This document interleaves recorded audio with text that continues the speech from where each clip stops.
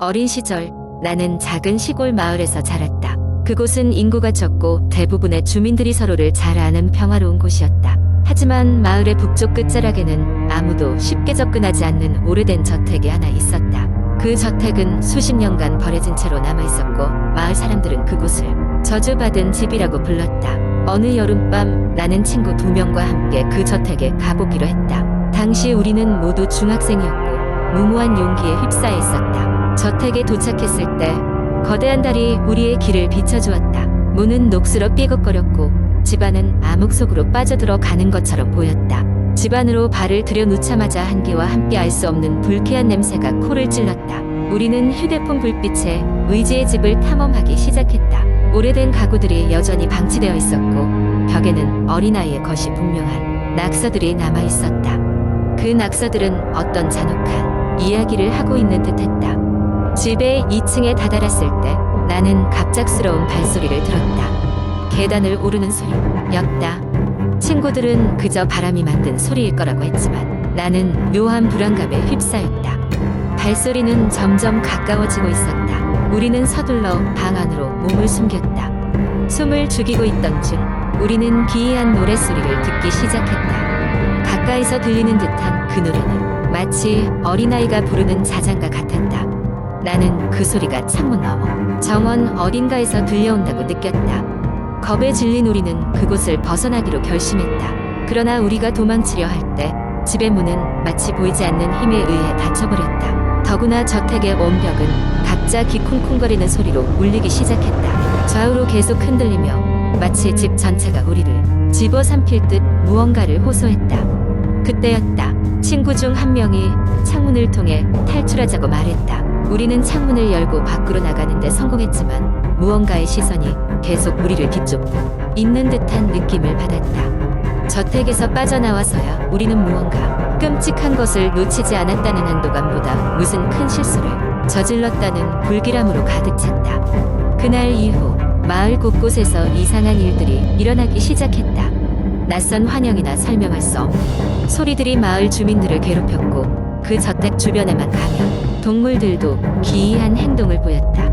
몇 달 후 나는 이야기를 마무리해야겠다는 생각에 다시 저택을 찾아갔다. 그곳에 도착했을 때 낡은 저택은 여전히 옛 모습 그대로 있었다. 문 앞에서 잠시 두려움을 떨치며 나는 가만히 바라보았다. 그런 순간 창문을 통해 어렴풋이 보이는 어린아이의 그림자에 심장이 멎을 뻔했다. 마치 그 모든 사건의 시작과 끝을 알고 있다는 듯 나지막에 나를 부르는 소리가 들렸다. 같이 놀자. 나는 그 자리에 굴러앉아 한참을 지켜보다가 도망칠 용기를 얻고 집으로 돌아왔다.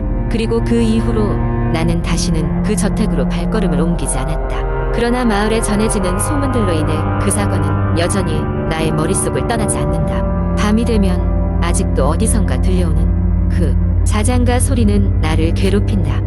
그 옛 저택은 여전히 그 자리에 서서 새로운 방문객을 기다리고 있을지도 모른다. 두 번째 이야기. 한국 인터넷에는 여러 가지 공포 이야기가 많이 공유되고 있으며 그중 한 가지 긴 이야기를 소개하겠습니다.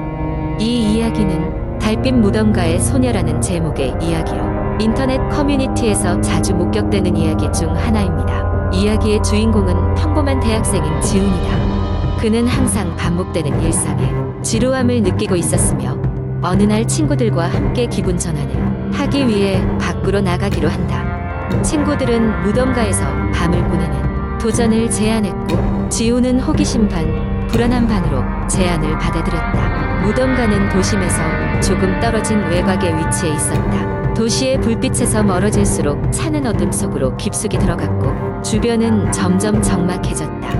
마침내 도착했을 때 무덤가는 신비로운 달빛에 의해이미하게 드러나 있었고 그곳의 모든 것이 기묘하게 도살아 숨쉬는 것처럼 느껴졌다. 무덤가 입구에 도착하자 친구들은 각자 불안한 마음을 애써 감춘 채 웃으며 장난을 치기 시작했다. 야, 지훈. 혹시 귀신 만나면 잘 부탁해. 라는 농담에 모두가 웃었지만 지훈은 아릿한 불안을 떨쳐낼 수 없었다. 무덤을 돌아다니며 친구들은 분주히 사진을 찍고 라이브 방송을 켰다. 그러다 한 친구가 제안했다. 저기 제일 오래된 무덤에 가면 무언가 특별한 게 있을지도 몰라. 모두가 제안에 따라 깊숙한 곳으로 발걸음을 옮겼다. 오래된 비석들이 빽빽히 들어찬 그곳은 음산한 기운을 더했다. 그때 지우는 누군가의 시선을 느꼈다. 그는 무덤가 저편에 서 있는 한 소녀를 발견했다. 순백의 드레스를 입은 그녀는 그에게 고개를 돌려 바라보고 있었다. 재빨리 친구들에게 말하려고 돌아섰지만 돌아왔을 때 그녀는 이미 그 자리에 없었다. 지우는 자신의 착각이라고 생각했지만 그녀가 계속 머릿속을 떠나지 않았다. 그들이 무덤을 돌아다니다 지친 후 돌아가려 할 때 그 소녀가 다시 나타났다. 이번엔 거리감이 아주 가까웠다. 그녀는 입술을 움직여 무언가를 말하고 있었지만 아무 소리도 들리지 않았다. 지우는 몸이 굳어졌고 자신도 모르게 그녀 쪽으로 한 걸음 다가갔다. 그 순간 소녀의 모습이 점점 사라지더니 주변에 모든 것이 뿌옇게 변해갔다. 지훈의 시야는 뒤틀리고 아득해졌다. 그는 자신이 어디에 있는지 알 수 없었고 모든 감각이 이상하게 왜곡되었다. 친구들의 목소리가 멀어지고 대신 불쾌한 속삭임이 그의 귀에 울리기 시작했다. 지우는 눈을 깜빡였고 눈을 뜰 때 그는 다시 무덤가에 서 있었다. 주위를 둘러보니 모든 것이 처음 모습과 다를 바 없었지만 친구들은 어디에도 없었다. 그는 심호흡을 한 후 한 발짝 내디뎠을 때 바닥이 꺼지는 느낌과 함께 그는 깊은 어둠 속으로 떨어졌다. 그는 한참을 떨어진 끝에 딱딱한 땅에 내동댕이 쳐졌다. 어두운 지하실 같은 곳이었다. 지우는 살며시 일어나 주변을 둘러보며 자신이 어디에 있는지 파악하려 했다. 그곳엔 사람의 그림자가 희미하게 보였고 누군가의 흐느낌이 멀리서 들려왔다. 그런 후 그 그림자가 천천히 다가오며 지훈에게 말을 걸었다. 여기서 빠져나가고 싶다면 내 이야기를 들어줘.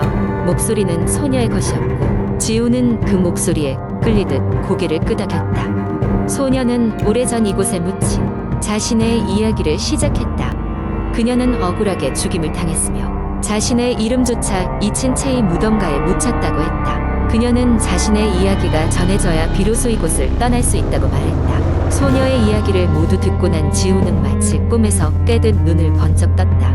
그는 친구들이 있는 곳에서 안전하게 깨어났다. 모두가 걱정스럽게 그의 이름을 불렀고 지우는 자신이 경험한 기묘한 일에 대해 고백했다. 그들은 무덤가를 떠나며 서로의 안전을 확인했다. 이후로 그들은 다시는 그 무덤가에 가지 않았다. 하지만 지우는 소녀의 이야기를 기억하며 그녀의 이름이 사람들에게 잊히지 않도록 전해졌다며 조용히 자신을 위로했다. 이 이야기는 소녀의 슬픔과 지훈의 용기를 통해 전해지며 인터넷에 여러 차례 공유되었다. 많은 사람들은 이 공포 이야기를 통해 당시 순간의 공포와 애절한 감정을 간접적으로 느꼈고 사람들에게 전해질 때마다 새로운 의미가 더해졌다. 아직도 그 무덤가에는 불의 이야기가 희미한 전설처럼 남아있다. 세 번째 이야기. 어느 여름밤 대학생인 민수는 방학을 맞아 오랜만에 고향 친구들과 여행을 가기로 했다. 다들 학생이기에 예산은 넉넉지 않았고 그래서 비교적 저렴하게 묵을 수 있는 시골이 작은 펜션을 예약했다. 그 펜션은 오래된 2층 목조 건물로 한적한 숲속에 위치해 있었다. 펜션에 도착했을 땐 해가 저물어가고 있었고 무더운 여름밤이었지만 숲속이라 시원한 바람이 불어왔다. 친구들은 숲의 상쾌한 공기를 즐기며 바비큐를 준비하느라 분주했다. 와중에 민수는 주변을 둘러보며 시설을 확인하고 있었다. 오래된 나무 계단을 올라 2층으로 가보니 옛날 사진들이 복도에 걸려 있었다. 낡은 흑백 사진들 중엔 알 수 없는 표정을 짓고 있는 한 여인의 사진이 눈에 띄었지만 민수는 그저 오래된 소품이라고 생각하고 대수롭지 않게 넘겼다. 늦은 밤 술도 한 잔씩 걸치고 친구들과 도란도란 이야기를 나누다 보니 어느덧 자정이 가까워졌다. 피곤함을 느낀 민수는 먼저 방으로 올라가 쉬기로 했다. 그의 방은 2층 복도 끝에 위치해 있었고 주변은 고요하기만 했다. 침대에 누웠을 때까지도 밖에서는 친구들의 웃음소리가 희미하게 들려왔다. 그날 밤 민수는 이상한 꿈을 꾸었다. 꿈속에서 그는 자신이 2층 복도를 걷고 있었다. 복도 끝엔 아까 낮에 보았던 그 여인의 사진이 커다랗게 걸려 있었다. 사진 속 여인은 웃지 않고 있었지만 민수에게 말을 걸기 시작했다. 돌아가라. 여기 있으면 안 된다. 여인의 목소리는 차갑고 메아리쳤다. 그는 불안한 마음에 꿈에서 깨어났고 시계를 보니 새벽 2시가 막 지났다. 불편한 마음이 들긴 했지만 그저 꿈일 뿐이라며 다시 잠을 청했다. 그러나 얼마 지나지 않아 이번엔 밖에서 부스럭거리는 소리가 들려왔다. 처음엔 친구들이 다시 방에 들어오는 줄 알았으나 소리는 점점 가까워지고 있었다. 더 이상 참을 수 없어서 민수는 조용히 문을 열고 밖을 내다보았다. 복도에는 아무도 없었다. 하지만 분명히 계단을 오르는 발소리가 들려왔다. 무언가 잘못되었다고 느낀 민수는 친구들을 깨워야겠다고 생각했다. 서둘러 복도를 따라 걸어가려는 순간 방금 전까지 걸려있던 사진 속 여인이 복도 중간에 서 있는 것이 보였다. 그녀는 민수를 쳐다보며 여전히 무표정한 얼굴로 말했다. 너희 때문에 또다시 시작되었구나. 온몸에 소름이 돋아 민수는 비명을 지르며 친구들이 자고 있는 방으로 뛰어갔다. 그의 소리에 놀라 친구들이 하나둘 깨어났고 민수는 아까 겪은 일을 숨가쁘게 설명했다. 친구들은 처음엔 그저 꿈이거나 장난이라고 생각했지만 민수의 창백한 얼굴과 떨리는 목소리에 그럴 것만도 아니라고 여겼다. 급하게 짐을 챙겨 펜션을 떠나려던 그 순간 펜션 밖에서 무엇인가 창문을 두드리는 소리가 들려왔다. 친구들 중 한 명이 용기를 내어 밖을 내다보니 텅 빈 숲속 풍경만이 보일 뿐이었다. 하지만 이상하게도 문 밖에는 시원하게 불어와야 할 바람이 한 점도 느껴지지 않았다. 마치 그곳만이 시간이 멈춘 듯 정적이 감돌았다. 친구들은 당황한 나머지 서둘러 차에 올라탔고 민수는 곧바로 시동을 걸어 펜션을 떠났다. 한참을 달려 도로에 진입할 때까지도 그들은 끊임없이 창문을 돌아보았다. 아무것도 보이지 않았지만 그들은 분명히 누군가 자신들을 주시하고 있다는 느낌을 지울 수 없었다. 그 후로 다시는 그 펜션에 대한 언급이 없었다.